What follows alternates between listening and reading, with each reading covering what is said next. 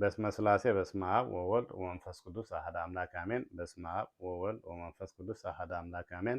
በስመ አብ ወወልድ ወመንፈስ ቅዱስ አሐዱ አምላክ አሜን። ሰላም ንእግዚአብሔር አምላኽና ምስ ኩልኩም ይኹን። ክቡራት ኣሕዋት ኣቦታትን ኣዴታትን በብዘለናዮ ሓድሽ ዓመት ብሓጎስን ደስታን ኣሕሊፍናዮ ክንከውን በዓል ሙሉእ ተስፋዬ ከምኡ እውን ርሑስ በዓል ልደት ናይ ጎይታናን መድሓኒናን ኣምላኽናን ኢየሱስ ክርስቶስ ክኾነልና ሰናይ ትምኒተ ክገልጽ ይፈቱ። ናብ ብርሃነ ልደቱ እንኳዕ ብሰላም ኣብፅሓና። ብፍላይ ድማ እቶም ኣብ ጾምን ኣብ ጸሎትን ተጸሚድኩም ፀናሕኩም ናብ ዝኽቡር በዓል ልደት ናይ ክርስቶስ እንኳዕ ብሰላም ኣብፅሓኩም፣ በረከትኩም ይሕደረና። ንኩላትና እዚ ዓመት እዚ ዓመተ ሰላምን ፍቕርን፣ ዓመተ ሰላምን ረህዋን፣ ዓመተ ሓጎስን ደስታን፣ ዓመተ ምትእኻብን ክኾነልና እግዚአብሔር ቅዱስ ፈቃዱ ይኹን። አሜን። መቸም ኣብዚ ዓለም ብወዙ ወይ ከዓ ብጌጋ ዝተፈጥረ ሰብ የለን። ኩላትና ነናትና ተልእኾን ነናትና ተዕድልትን ኣለና። ንዝተዋሃበና ጸጋ ንምልላይ እግዚአብሔር ይሓግዘና። ንዝኾነ ሰብ ኣብዛ ምድሪ ገሊኡ ሓፂር ገሊኡ ድማ ነዊሕ ዕድመ ክህልዎ ይኽእል እዩ፣ ከምኡ ክነብር ይኽእል እዩ ማለት እዩ።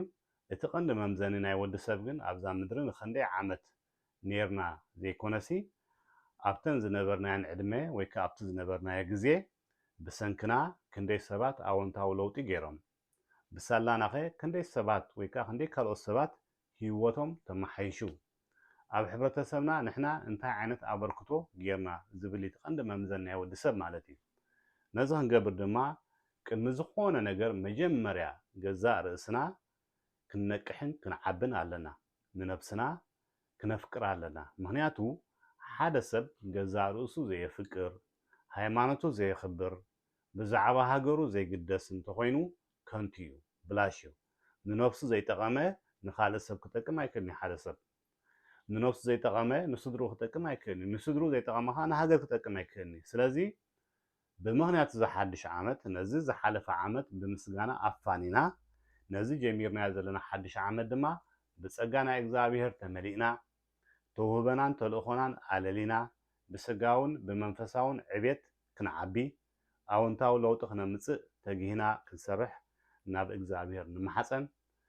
ኣብዚ እዋን እዚ ስለዚ ክኸውን ዘለዎ እንታይ እዩ ወይ ከዓ ኣብዚ እዋን እዚ ክንገብሮ ዘለና ክንምድቦ ዘለና ኣብ ግምት ክንእትዎ ዘለና ክኸውን ዘለዎስ እንታይ እዩ?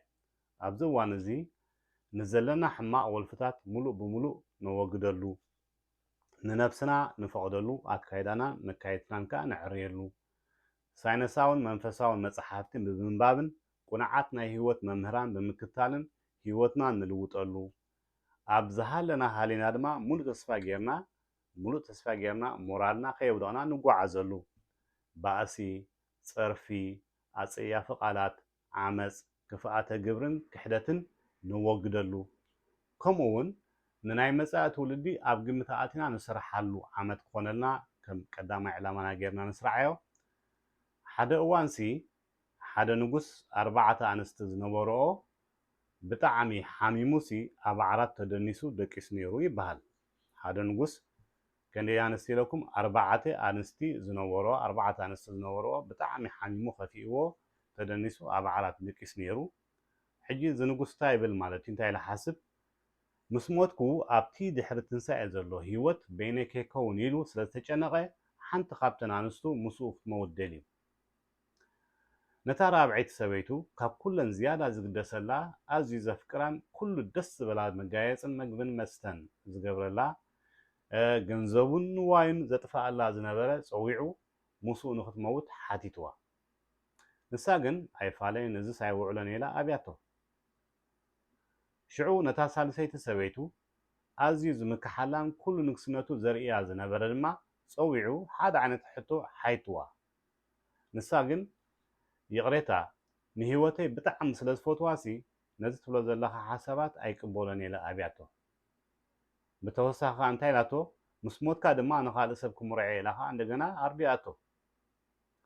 ነታ ካልኣይቲ ሰበይቲ ሽዑ ኣብ ኩሉ ሽግሩን ሓጎስን ተኻፋሊት ዝነበረት ማለት እዩ ጽቡቕ ፍቕሪ ዝነበሮም ፀዊዑ ድማ እዛ ሕቶ እዚኣ ኣቕሪብላ። ንኩለን ሓደ ዓይነት ሕቶ የቕሪብለን ምስኡ ንክሞታ ማለት እዩ።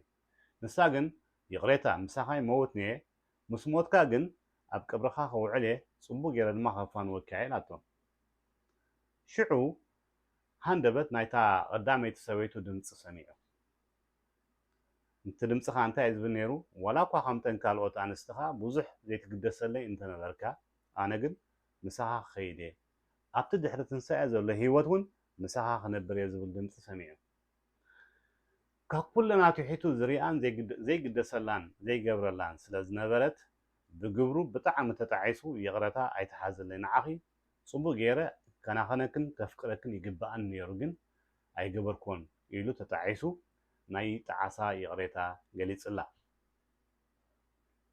سلازي مورال نايزي تراخازي مورال نايزي تحسو ويكا نايزي تراخاز انتايو كلاتنا 4 انست لوانا بتقدامي تسبيت نغوس ويكا سبيتنا تمثلت اكالنا ويكا سغانا بكل زكالنا صبيقا نخترئ نجينجنا نبلع نستيا اللوز بهال كله ناي سغاو ነገር ንምግባር ዝበዝሕ ግዜናን ንዋትና ነጥፋኣላ ኣመወዳእታ ግን ናብቲ ድሕሪ ትንሳኤ ዘሎ ህይወት ምሳና ኣይትቕፅልንያ መሽምሻ እተርፍ ማለት እዩ ብሳልሰይቲ ሰይቲ ንጉስ ወይ ከዓ ሰበይትና ዝተመሰለ ድማ ሙሉእ ግዜና ወፊና ሽግርን መከራን ሰጊርና ዘጥረናዮ ዝና ስልጣን ንግስነት ሃብቲ ትካልን ካልእን እዩ ንዕኡ ንምርካብ ብዙሕ ግዜ ዘጥፋናሉ ክንደይ ሽግርን መከራን ሰጊርና ዘጥረናዮ ክንሱ ምሳና ግን ናብ ዝቕፅል ህይወት ኣይቅፅልን ጥራሕና መፂና ጥራሕና ኢና ድማ ንኸይድ ኩሉ ዘጥረናዮ ዘበለ ናብ ካልኦት ሰባት ይሰጋገር ብኻልኦት ይዝውረስ ልክዕ ከምታ ሳልሰይቲ ሰበይቲ ብድሕሪኻ እውን ካልኦኹም ርዒ እየ ዝበለቶ ብድሕሪና ይማቐልዎ ብኻልኦት ይትክእዎ ማለት እዩ እታ ብኻልይቲ ሰበይቲ ንጉስ ወይ ከዓ ሰበይትና ተመሰለት ድማ نآمنومن نفتومن سدرانا بيتسبنا أعرفتنا غربابتنا ممهارتنا مسارحتنا نيم ولا كل جزء أبوننا أنت نبرو التازنا واحد قعزة مسانا خد وازخولجن كسب بهوت زلنا تراي كسب مقابرنا كندز فتو وتفتوها كنيجن أي حلفون يوم مالتي تقدمت سبيت نقص وكا سبيتنا استمثل الدماء نفسنا مبزحتنا ننفسنا بزح عين الهبلاينا نعاء ملو جزيه هبنا جبو نعاء زجبا عين جبرلاينا جن ندحر تنسى زل هيوت مسانا تقعد نساترة نسجانا كان هنا نبوري بزلنا خنحجوس ملو تعنا خلونا زلعل عبيتن بالسجنا خلونا مسدرانا كالود كسباتن كنفاقرن كنتحجزن صبوي ننفسنا جن نتا نفسنا مالتيو فسيمنا كنرسع يبلنان بيننا خوينا جزيه فلينا نفسنا كنمخر لنا صولوت صوم سجدان مصوات كنزوتر لنا منفساو مصحفت منباب منقد صدق مغعاز فرحات እግዚአብሔር ምህላው አዝያ ገዳሲ ንስዩ ነፍስና ጠማ ማለት እቲ ነውጾ መደብ ንነዊሕ ዝጠመተ እቲ ነብረሉ ግዜ ግን ነፍስ ወከፍ መዓልቲ ናይ መወዳእታ ከም ዝኾነት ክንቆፅር ኣለና እዚ ማለት ድማ እንታይ እዩ ንጽባሓይቱ ክንትስእን ዘይንትስእን ንፈልጦ ነገር ስለዘይብልና ምስቂምታና ናብ መደቀሲና ክንከይድ የብልናን ኣብ ዝሓለፈ ውድቀትና ኣይንንበር መምለኸቲ ሰባት ኣይንኹን እምነትና ኣብ ደቂ ሰባት ኣይንግበር እንደቂ ሰባት ድማ በቲ ቅድሚ ሕጂ ዝነበረ ህይወቶም በቲ ቀደም ንፈልጦም ብኡ ኣይንፍረዶም ፈረድቲ ኣይንኹን نخلوات لما نخلوات نهنكير هيوتنا نخلوات دلوات نكون بفتارينا نقول سب مع رسوها بتهيا متى